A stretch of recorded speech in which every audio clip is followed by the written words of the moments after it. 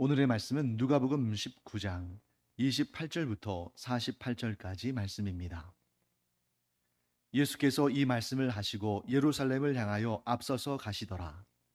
감람원이라 불리는 산 쪽에 있는 벳바게와 베다니에 가까이 가셨을 때에 제자 중 둘을 보내시며 이르시되 너희는 맞은편 마을로 가라. 그리로 들어가면 아직 아무도 타보지 않은 나귀 새끼가 메어 있는 것을 보리니 풀어 끌고 오라. 만일 누가 너희에게 어찌하여 푸느냐 묻거든 말하기를 주가 쓰시겠다 하라 하시매 보내심을 받은 자들이 가서 그 말씀하신 대로 만난지라. 나귀 새끼를 풀 때에 그 임자들이 이르되 어찌하여 나귀 새끼를 푸느냐 대답하되 주께서 쓰시겠다 하고 그것을 예수께로 끌고 와서 자기들의 겉옷을 나귀 새끼 위에 걸쳐놓고 예수를 태우니 가실 때에 그들이 자기의 겉옷을 길에 펴더라. 이미 감람산 내리막길에 가까이 오심에 제자의 온 무리가 자기들이 본 바 모든 능한 일로 인하여 기뻐하며 큰 소리로 하나님을 찬양하여 이르되 찬송하리로다 주의 이름으로 오시는 왕이여 하늘에는 평화요 가장 높은 곳에는 영광이로다 하니 무리 중 어떤 바리새인들이 말하되 선생이여 당신의 제자들을 책망하소서 하거늘 대답하여 이르시되 내가 너희에게 말하노니 만일 이 사람들이 침묵하면 돌들이 소리 지르리라 하시니라. 가까이 오사 성을 보시고 우시며 이르시되 너도 오늘 평화에 관한 일을 알았더라면 좋을 뻔하였거니와 지금 내 눈에 숨겨졌도다. 날이 이를지라 내 원수들이 토둔을 쌓고 너를 둘러 사면으로 가두고 또 너와 및 그 가운데 있는 내 자식들을 땅에 메어치며 돌 하나도 돌 위에 남기지 아니하리니 이는 내가 보살핌 받는 날을 알지 못함을 인함이니라 하시니라. 성전에 들어가사 장사하는 자들을 내쫓으시며 그들에게 이르시되 기록된 바 내 집은 기도하는 집이 되리라 하였거늘 너희는 강도의 소굴을 만들었도다 하시니라.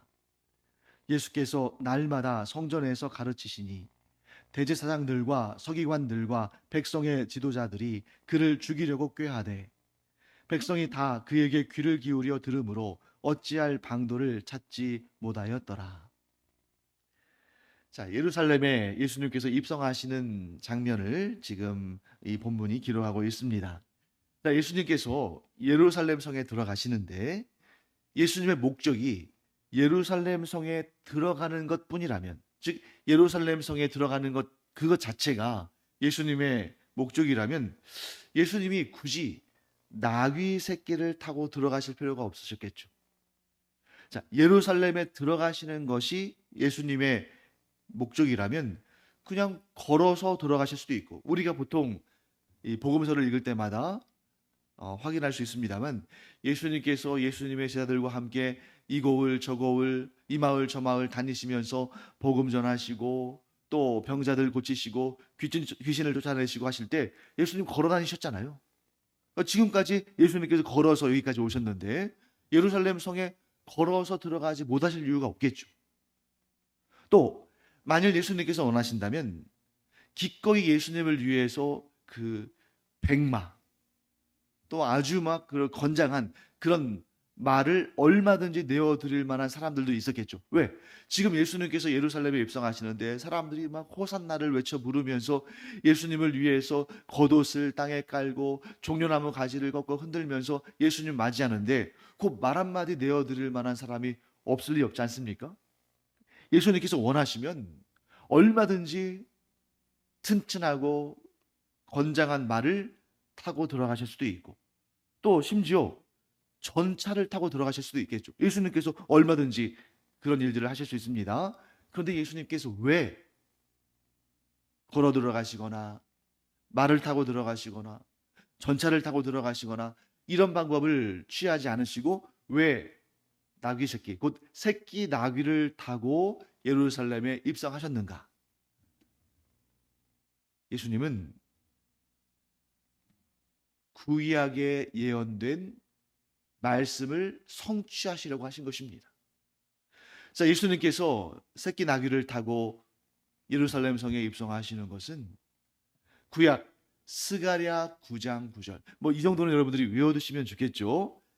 예수님께서 나귀 새끼, 곧 새끼 나귀를 타시고 예루살렘 성에 들어가시는 그 장면은 구약 스가랴 9장 9절, 외우기도 쉽죠? 스가랴 9장 9절에 예언된 메시아에 관한 말씀을 성취하기 위함이었다.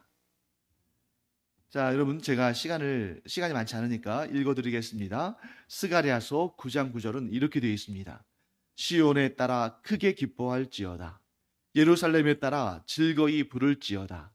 보라, 내 왕이 내게 임하시나니 그는 공의로우시며 구원을 베푸시며 겸손하여서 나귀를 타시나니 나귀의 작은 것 곧 나귀 새끼니라. 이 말씀을 성취하기 위해서 예수님께서 일부러 나귀를 타고 나귀 새끼를 타고 예루살렘 성에 입성하신 것입니다. 또 이 예언을 성취하시기 위해서 어떻게 하셨어요? 예수님이 신적인 능력을 사용하셔서 어디에 나귀 새끼가 매여 있는 것도 아시고 또 어떤 말을 통해서 그 나귀 새끼의 주인이 그것을 내어주게 하실지 그 모든 것을 예수님께서 신적인 능력을 통해서 이루신 것입니다.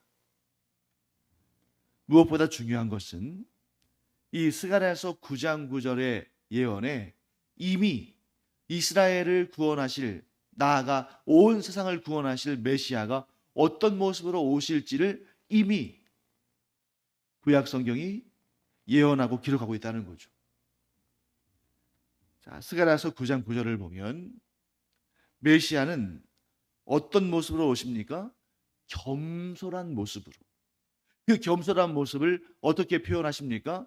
나귀의 새끼를 타고 들어오시는 것으로. 그러니까 뭐 예를 들면 정복자가 자기가 정복할 나라에 입성할 때에 막 백마를 타고 입성하거나 또는 여러 마리의 말들이 끄는 전차를 타고 입성하거나 보통 그렇게 입성하잖아요. 그런데 예수님은 나귀의 새끼를 타고 입성하시는데 그 목적은 뭐예요? 겸손을 드러내시는 것이다.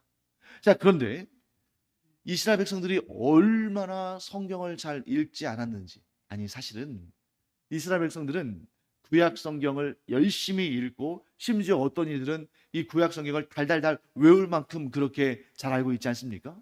그런데 사람은 항상 자기가 보고 싶은 것만 보고 자기가 원하는 것에만 눈길을 두는 것처럼 이 이스라엘 백성들이 이 욕심으로 가득 차고 자기 중심적이고 자기 민족 중심적인 그러한 마음으로 그런 시선으로 성경을 보다 보니까 이 스가랴서 9장 9절의 말씀을 덮어버리는 거예요. 메시아가 겸손한 모습으로 오시게끔 그렇게 성경은 예언하고 있는데 그들은 메시아를 어떻게 기대했습니까? 로마 황제보다 더 강한 힘을 가지고, 그래서 지금은 이스라엘이 로마의 지배를 받고 있는데 그 로마 황제를 물리치고 나아가 이스라엘이 그 메시아와 함께 온 세상을 정치적으로, 군사적으로, 외교적으로, 경제적으로 다스리는 그런 사회를 꿈꾸고 그러한 왕을 꿈꿨다는 거죠.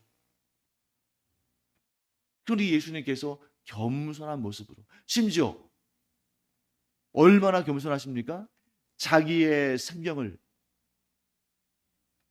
이 이스라엘 백성들, 나아가 온 세계 모든 인류를 위해서 내어주시는, 십자가에 달려 죽으심으로 자신의 생명을 내어주시는 그런 겸손 중의 겸손, 최고의 겸손을 베푸시는 그러한 메시아를 그들은 알아보지 못했다는 것입니다. 자, 그런데 예수님은 정복자가 아니라 희생과 사랑으로 구원의 은총을 베푸시는 그런 겸손한 메시아로 오셨습니다. 자, 여기에서 우리가 그리스도인의 삶이 어떠해야 할 것인가를 알게 됩니다. 자, 그리스도인이라는 칭호는 어떤 의미를 담고 있습니까? 나는 예수 그리스도를 따르는 자다, 이런 의미를 담고 있잖아요. 그러면 그리스도인은 이 세상을 살아갈 때에 어떠한 마음으로, 어떠한 모습으로 살아야 되는가? 예수님을 닮은 모습을 가져야겠죠. 자, 예수님께서 예루살렘에 입성하실 때 정복자의 모습으로 오셨습니까? 아니면 겸손한 섬김의 모습으로 오셨습니까? 겸손한 섬김의 모습으로 오셨잖아요. 그런데 오늘날 너무나 많은 그리스도인들이 예수 그리스도를 따른다 하면서 자기 자신을 그리스도인이라고 말하면서 겸손과 희생과 헌신에는 관심이 없어요. 어떻게 하든지 간에 하나님의 도우심을 받아서, 어떻게 해서든지 간에 예수님의 그 권세를 받아서 내가 세상을 다스리고 내가 세상을 이끌고 내가 세상을 정복하고. 그래서 여러분, 이 정치 지도자들이나 이런 사람들 가운데 기독교인들 매우 많습니다. 그런데 정말 그들이 그리스도의 모습을 닮아가고 있는가? 말로는 헌신하고 말로는 겸손하고 말로는 헌신한다고 하지만 정작 자기의 권력을 취하기 위해서, 정작 다른 사람들을 딛고 일어서서 그들을 지배하기 위해서 그것을 하나님께 구하는 경우들을 많이 보잖아요. 우리는 그래서는 안 되겠습니다. 왜? 우리는 진정한 그리스도인이 되어야 되니까.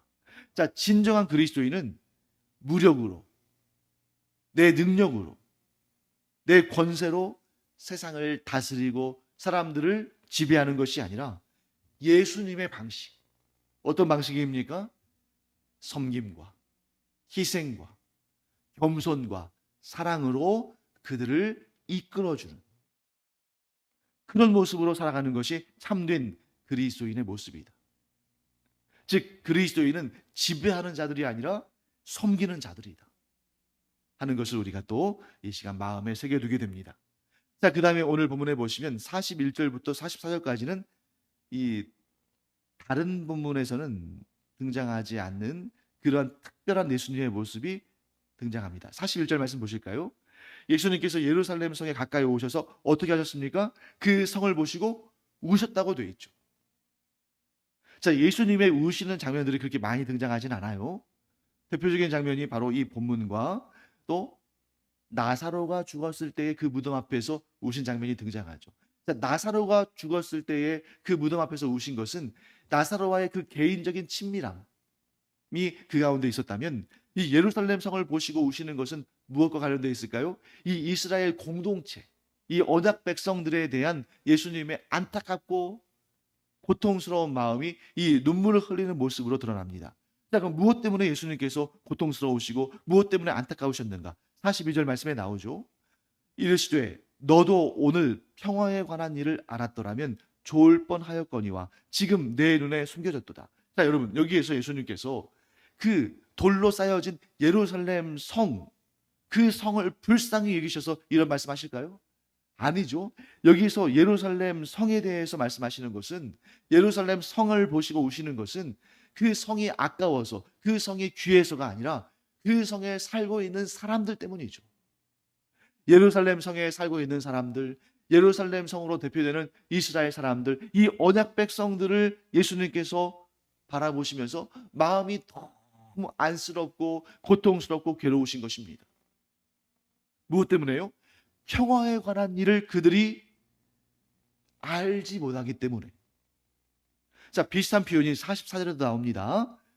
44절 후반부를 보시면 내가 보살핌 받는 날을 알지 못함을 이남이니라. 즉 예수님께서 지금 예루살렘 성을 바라보시면서 우시는 이유는 평화에 관한 일, 보살핌을 받는 날의 일을 이들이 지금 알지 못하기 때문이에요.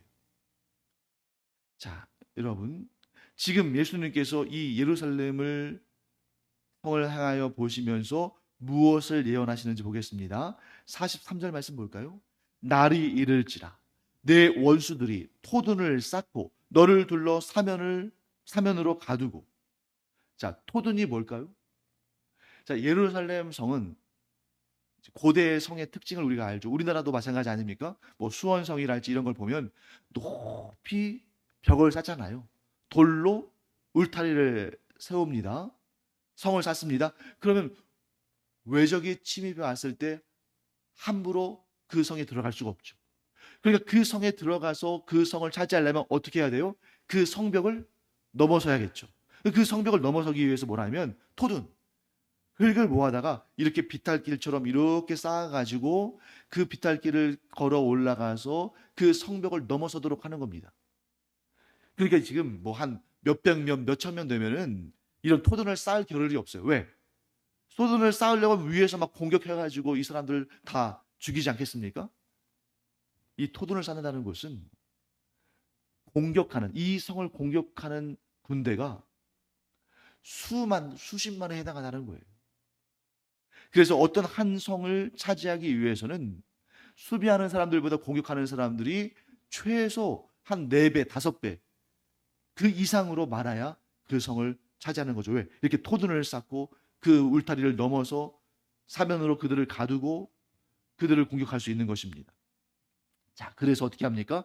그런 토둔을 쌓고 성 안으로 진격한 그 적군이 44절 말씀, 내 자식들을 땅에 메어치며 돌 하나도 돌 위에 남지 않도록 그렇게 성을 무너뜨릴 것이다. 끔찍한 일이죠. 자, 이 일이 실제로 일어났습니까? 일어나지 않았습니까? 일어났습니다. 자, 지금 예수님께서 이 예언을 하시던 때는 대략 주후 30년쯤이에요. 그러면 이 예루살렘 성이 무너지고 그 안에 있는 사람들이 죽임을 당하는 이 끔찍한 일은 언제 이루어집니까? 주후 70년. 지금 예수님께서 40년 후에 일어날 일을 정확히 예언하신 거예요. 자, 그러면 우리는 이 본문을 보면서 예수님 대단하시다. 나귀 새끼가 어디에 매여야 되는지도 아시고 또 뭐라고 말하면 그 사람이 그 주인이 나귀 새끼를 내어주는 그러한 일도 예수님께서 행하시는구나. 또 무려 40년이나 지나서 일어날 로마의 티투스 장군이 로마의 큰 군대를 거닐고 와서 예루살렘 성을 무너뜨리고 예루살렘을 정복하는 그 역사를 예수님께서 무려 40년 전에 예언하셨구나. 물론 이것도 대단한 일입니다. 그런데 그보다 더 대단한 일이 있어요. 그것보다 더 대단한 일은 뭐냐면 어떻게 하면 그들이 이 끔찍한 전쟁을 경험하지 않을 수 있었는가?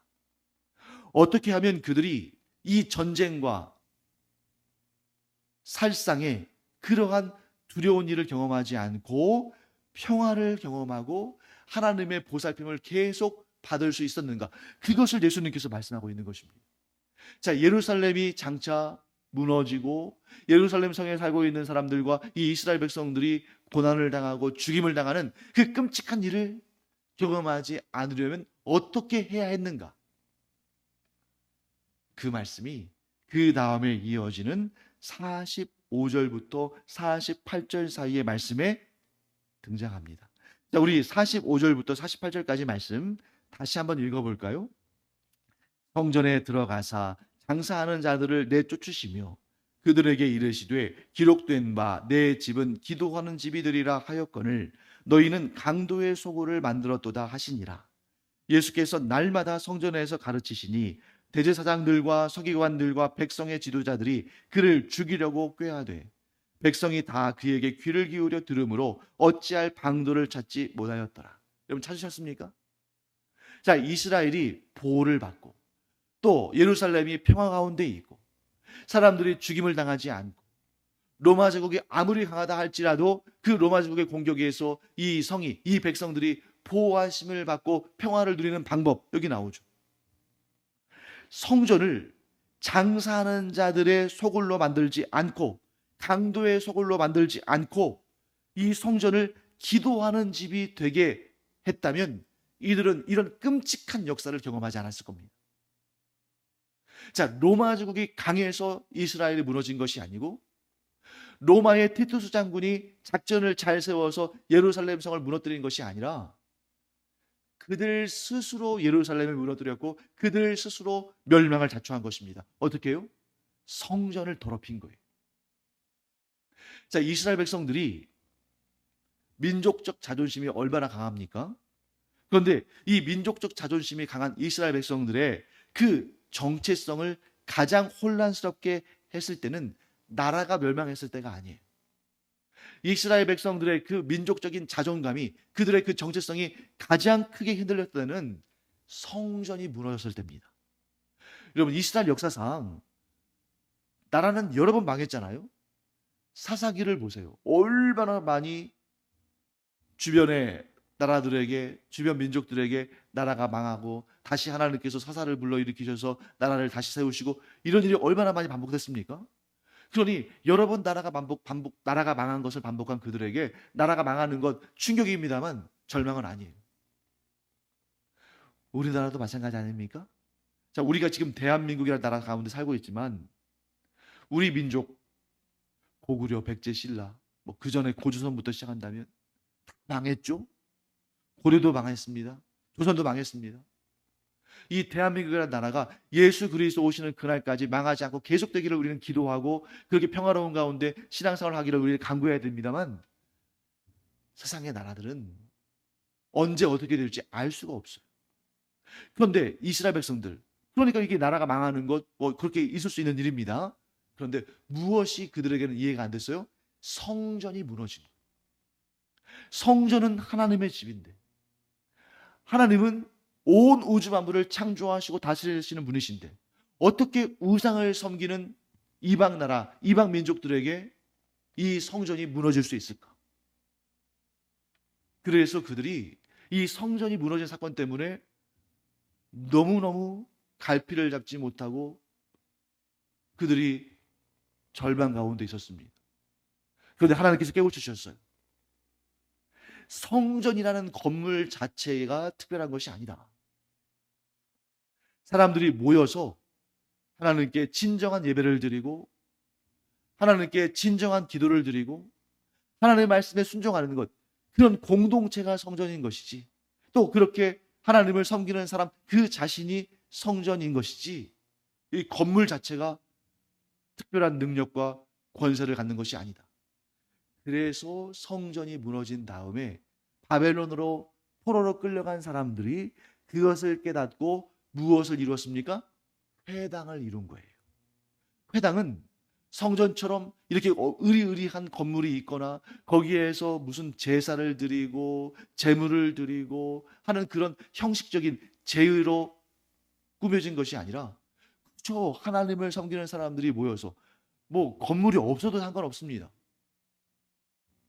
그래서 우리가 보면 바울이 2차 전도 여행을 할 때에 빌립보에 갔을 때에 빌립보에 회당이 없었거든요.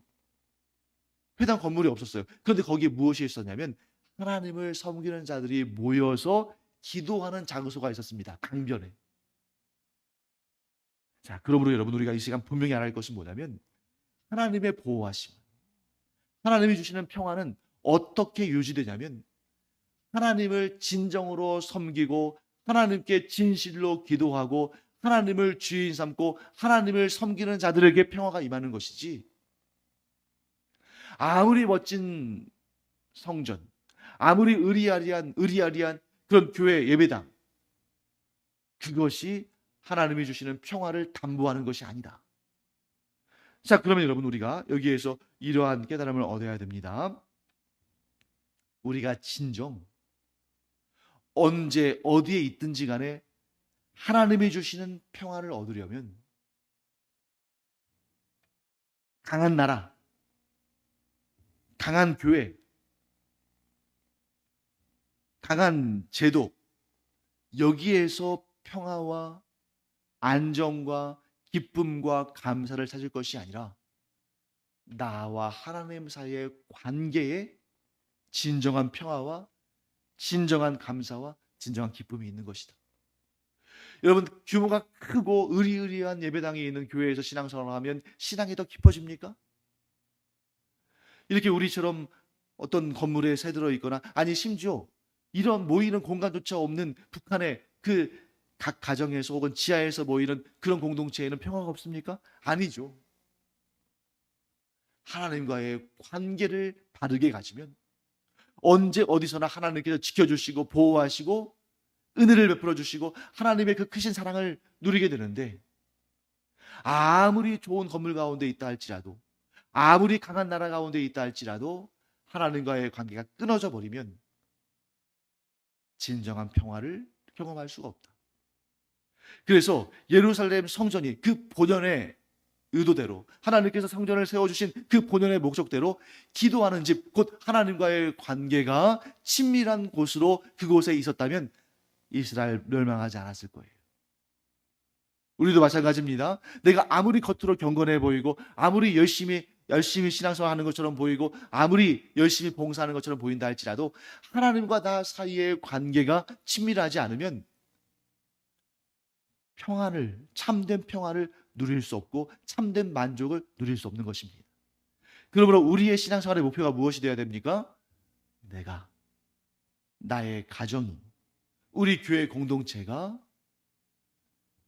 진정한 예배와 기도를 회복하는, 그래서 하나님과의 친밀한 관계가 더더욱 깊어지는 그러한 모습을 가질 때 우리가 그토록 구하고 원하는 참된 평안과 참된 행복과 참된 감사와 기쁨이 우리 가운데 임할 줄로 믿습니다. 그러므로 여러분, 이 기도하러 모인, 예배드리고 기도하러 모인 이 시간에 우리가 기도하면서 뭘 구해야 될까요? 가장 먼저 구해야 할 것은 하나님과의 친밀한 관계다 하는 것을 기억하는 우리 모두가 되기를 간절히 축원합니다. 기도하겠습니다. 하나님, 의리의리한 성전이, 화려한 교회 건물이 우리에게 평화를 가져다 주는 것이 아니라 내가, 또 우리 가정이, 또 우리 교회 공동체가 얼마나 하나님과의 관계에 진심인지, 얼마나 친밀한 관계를 가지고 있는지, 바로 거기에서 우리의 평안과 행복과 감사와 기쁨이 결정되는 줄 믿습니다. 그러므로 하나님, 모든 일들 가운데 모든 일들을 다 제쳐놓고서 하나님과의 가까운 관계, 하나님과의 친밀한 관계에 마음을 쏟고 그것을 이루기 위해서 힘을 다하는 그런 저희들 되게 하여 주시옵소서.